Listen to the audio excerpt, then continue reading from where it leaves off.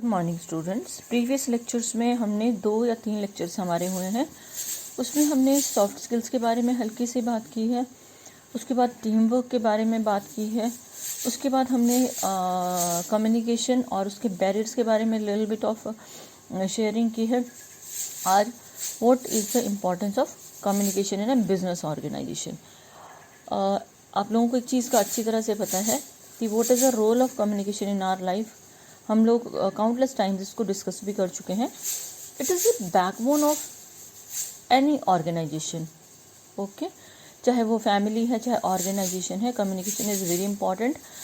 आजकल आप इस चीज़ को ज़्यादा अच्छी तरह से समझ पाओगे बिकॉज पिछले 4-5 महीने से ना तो कॉलेज है और ना ही हम फ्रेंड्स के साथ फ्रीक्वेंट जो है मीटिंग्स कर पा रहे हैं, तो हमारा कम्युनिकेशन कहीं ब्रेक हो चुका है, उतना इफ़ेक्टिव नहीं रहा है। मैंने आपको पहले भी बताया है कि कम्युनिकेशन जो बेस्ट कम्युनिकेशन है it is face to face communication, जहां आप किसी इंसान की body language, facial expressions, postures और जेस्चर्स को जज करके ये समझ सकते हो, ये एज्यूम कर सकते हो कि वो चाहता क्या है।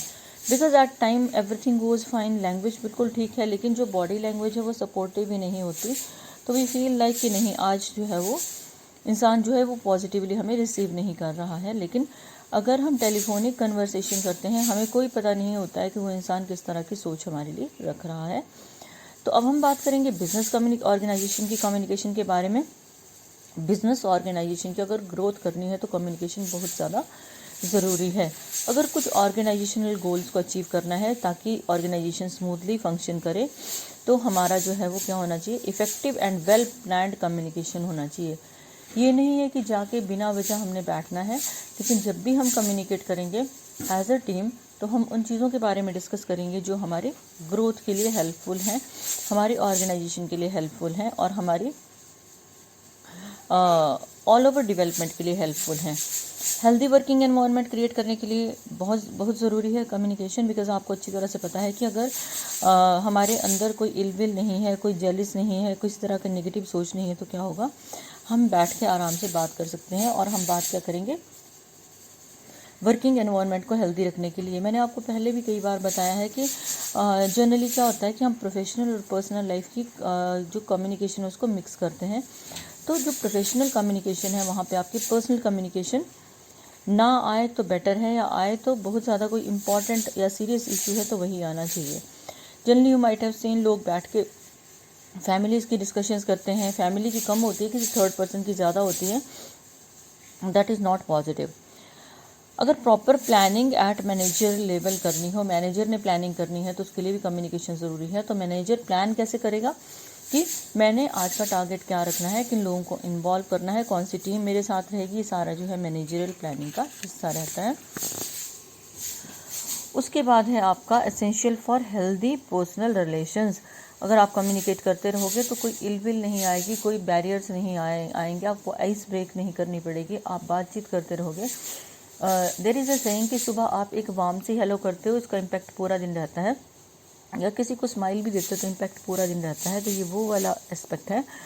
और एक फीलिंग ऑफ जॉब सेटिस्फेक्शन के लिए आपस में कम्युनिकेट करना बड़ा ज़रूरी है। सपोज आप कहीं जॉब कर रहे हो, आपसे कोई बात ही नहीं कर रहा, तो you won't feel comfortable at home.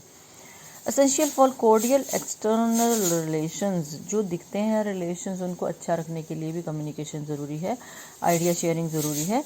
तो क्या होगा कि अगर हम आइडिया शेयर करते रहेंगे, कम्युनिकेट करते रहेंगे, लोगों को देखकर उनसे अकॉर्डिंगली बात करते रहेंगे, तो what would be the result, हमारे जो एक्सटर्नल रिलेशंस है वो ग्रो करेंगे।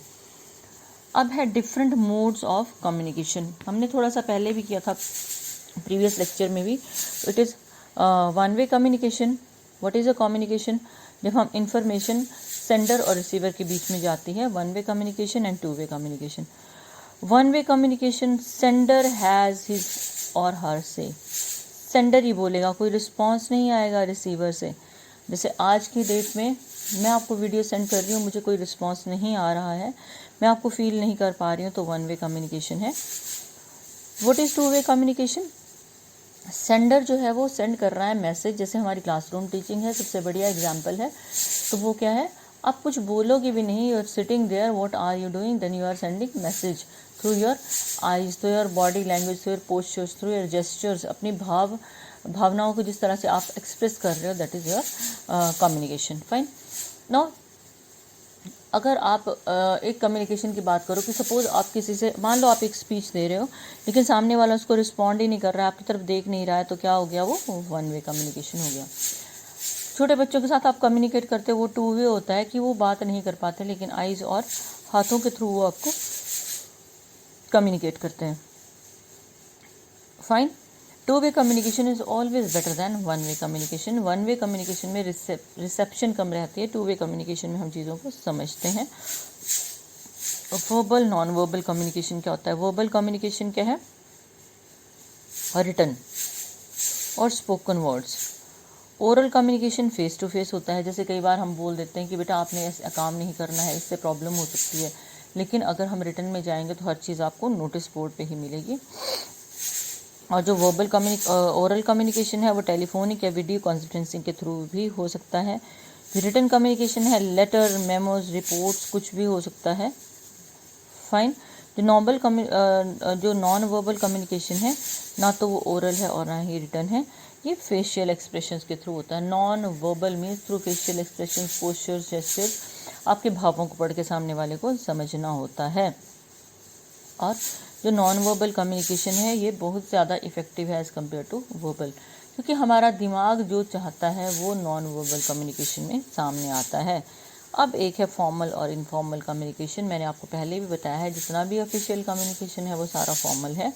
और जब आपका अनऑफिशियल कम्युनिकेशन है, जैसे फ्रेंड्स के साथ है, पेरेंट्स के साथ है, फ्रेंड्स के साथ है, पेरेंट्स के साथ है, वो सारा ब्रदर सिस्टर के साथ है, वो सारा आपका इनफॉर्मल कम्युनिकेशन आएगा। ठीक है। अब जो है वो इसमें क्या चलता है कि आप जो है वो सबऑर्डिनेट्स को ऑर्डर देते हो, जो लोग आपके अंडर काम करते हैं तो उनको आप ऑर्डर्स पास करते हो या आप उनके साथ कम्युनिकेट करते हो। तो हेल्दी कम्युनिकेशन क्या है कि आप उन बैरियर्स के बिना बात करते हो, आप उनसे प्रॉपर रिस्पेक्ट से बात करते हो, दैट इज़ हेल्दी कम्युनिकेशन। और अपवर्ड कम्युनिकेशन जो है उसको आपकी डिमांड्स एक्सप्रेस करने के लिए यूज़ किया जाता है। जो लिटरल कम्युनिकेशन है ये प्रॉब्लम सॉल्व करने के लिए होता है और कॉन्फ्लिक्ट्स को रिजॉल्व करने के लिए। मीन्स कि लिटरल कम्युनिकेशन क्या होगा कि जब कोई प्रॉब्लम है तो लोग बैठ के आपस में जस्ट बात करेंगे। इनफॉर्मल कम्युनिकेशन क्या है? जैसे हम आपस में बात करते हैं या पेरेंट्स से बात करते हो। और जो है वो मान लो इनफॉर्मल कम्युनिकेशन क्या है? सपोज जैसे किसी बॉस ने मीटिंग बुलाई है, सारे लोगों को बुलाया है और वो चाय या कॉफ़ी पी रहे हैं और इन जनरल बैठ के वो ग्रोथ की बात कर रहे हैं, that is called informal communication. Interpersonal और इंट्रापर्सनल में थोड़ा सा डिफरेंस है। दो या दो से ज़्यादा लोगों के बीच में जो कम्युनिकेशन होगा इंटरपर्सनल होगा, जैसे आपका आपके फ्रेंड्स के साथ है। लेकिन इंट्रापर्सनल क्या है? जो आपके अंदर चलता है कम्युनिकेशन। अब जैसे हम बात करें, बसेस जो है इंटर स्टेट नहीं चल रही हैं, यानी कि इंटर स्टेट में दूसरी स्टेट से बस नहीं आ रही, लेकिन इंट्रा स्टेट चल रही है। तो ये जो है इंटर और इंट्रा का डिफरेंस होता है। इंट्रा होता है विदिन, जैसे इंटर कॉलेज कंपटीशन और इंट्रा कॉलेज कंपटीशन दोनों में फ़र्क है। तो ये कम्युनिकेशन जो है वो रोल ऑफ कम्युनिकेशन में इंपॉर्टेंट रोल प्ले करता है। Group, public and mass communication, मैंने आपको पहले ही बताया था कि इंटरपर्सनल कम्युनिकेशन दो या दो से लोगों के बीच में होता है और इसे हम ग्रुप कम्युनिकेशन बोलते हैं। इसमें हम एक दूसरे से इंटरेक्ट करते हैं। फाइन। और जो पॉलिटिकल लीडर्स, रिलीजियस प्रीचर्स या ट्रेड यूनियन के लीडर्स खड़े होकर जो भाषण वगैरह देते हैं वो आ जाएगा आपका पब्लिक कम्युनिकेशन।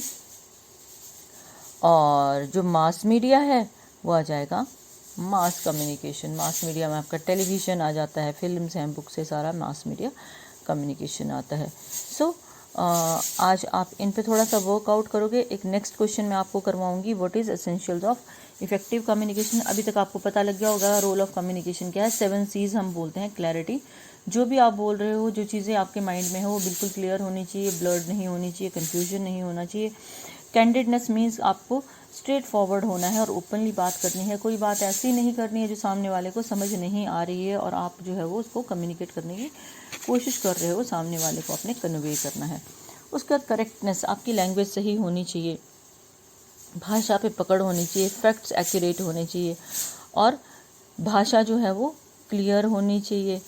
और कंसाइज मीन्स आपकी बात प्रिसाइज होनी चाहिए। ये नहीं कि 2 घंटे के टॉपिक में आपने जस्ट ये क्लियर किया कि आप किस टॉपिक पे बात कर रहे हो, आपको उस टॉपिक को सबसे पहले ही क्लियर करना है जिस पे आप बात करना चाहते हो। कर्टसीज होती है, मैनर्स, एटिकेट्स, आपकी भाषा में वो चीज़ें होनी चाहिए। इन जनरल आपने देखा होगा कि लोग बात करती बार जो है वो अब्यूसिव लैंग्वेज यूज़ करते हैं, उस तरह का कुछ भी नहीं होना चाहिए।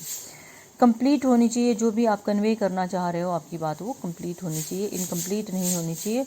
और सबसे बड़ी बात कम्पैक्ट होनी चाहिए। वेल निट मीन्स कि बहुत अच्छी तरह से उसका ताना बाना होना चाहिए और चीज़ें आपको 100% जो है वो क्लियर होनी चाहिए कि आप किस टॉपिक के बारे में कहाँ क्या बोलने जा रहे हो। और सबसे बड़ी बात आपको ये देखना है कि ओकेजन क्या है। WH टाइप क्वेश्चंस आपके सारे क्लियर होने चाहिए। एक छोटी सी बात मैं बताती हूँ कि एट टाइम्स व्हाट हैपेंस, मैंने आपको फर्स्ट ईयर में एक चैप्टर करवाया था, value of silence, Mahatma Gandhi ji का वो चैप्टर था। तो उसमें क्या था कि लोग जो है क्या करते हैं, आपने देखा भी होगा न्यूज़ एंकर्स के साथ क्या होता है जब इलेक्शन वगैरह होते हैं ना कहीं पे, तो वो डू वो 4-5 पार्टी के लीडर्स को बुलाते हैं, उनको दे आर गिवन 1 और 2 मिनट्स, उनके वो मिनट्स ख़त्म हो जाते हैं, उनको पॉज कर दिया जाता है। बट देखिए पॉज स्पीकिंग, हर जगह इंसान जस्ट बोलना चाहता है तो आपने वो नहीं करना है। आपका कंटेंट क्लियर होना चाहिए, आपको पता होना चाहिए हमने कब कितना बोलना है। सो